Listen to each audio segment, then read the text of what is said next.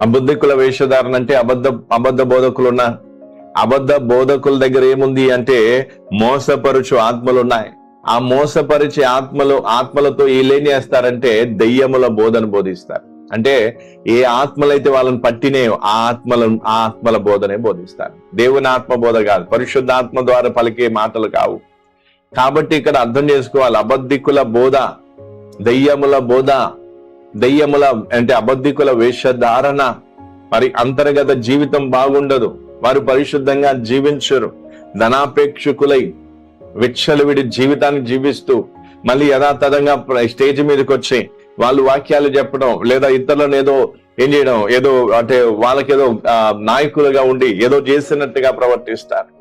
కానీ ప్రియులారా, ఈ రోజు మనం అర్థం చేసుకోవాల్సింది ఏంటి? ఇక్కడ ఎంత చక్కగా ఏమంట అబద్ధికుల వేషధారణ.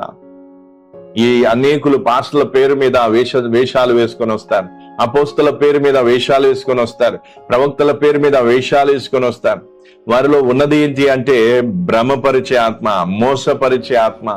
వారి నోటి ద్వారా పలికేది ఏంటి అంటే దెయ్యముల బోధ, నరకము నుండి వచ్చిన బోధ, నరకా నుండి వచ్చినటువంటి బోధ, రకరకాల బోధలు, వింత బోధలు వాళ్ళు బోధిస్తూ ఉంటారు. కల్పనా కథలు, వాళ్ళ ఊహాగానాలు, రకరకాలు.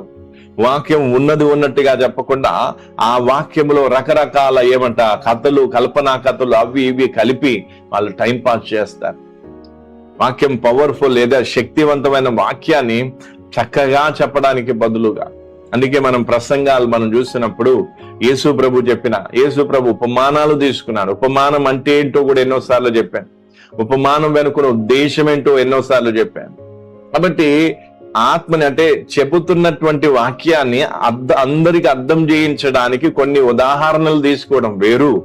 కానీ వాక్యములో మొత్తం కల్పనా కథలు కలిపి ఆ కల్పనా కథలతో ఏదో కాలక్షేపం చేసే విధంగా బోధించడం వేరు.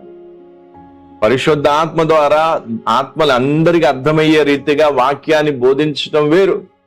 కానీ ఏదైతే వాక్యం పేరు మీద ఉందో వచనం అయితే తీసుకుంటాం, కానీ ఆ వచనానికి అంతనా పొంతన లేని కథలు, కల్పనా కథలు, స్టోరీస్ ఎక్కడెక్కడియో అన్ని కలిపి దాంట్లో నుంచి వీళ్ళు ఏం చేస్తారు, ఏదో సారాంశం తీయటానికి ప్రయత్నం చేస్తారు.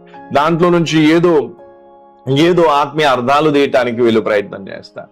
అందుకే కల్పనా కథలు చెప్పడం అనేది చాలా మందికి, అందుకే మామూలుగా నేరుగా వాక్యం చెప్పి దాన్ని వివరించినప్పుడు చాలా మందికి దానికి మింగుడు పడదు. వాళ్ళకేం కావాలి, స్టోరీస్ కావాలి, వాళ్ళకి ఏదో ఏం కావాలి. మళ్ళీ దాంట్లో వాక్యం చెప్తూనే వీళ్ళు పాటలు పాడాలి, వాక్యం చెప్తూనే మళ్ళీ సాక్ష్యాలు తేవాలి, వాక్యం చెప్తూనే ఇంకేదో. అంటే వీళ్ళు దేనికి అలవాటు పడుతున్నారు? దెయ్యాల బోధలకు, దెయ్యాల పద్ధతులకు అలవాటు పడుతున్నారు.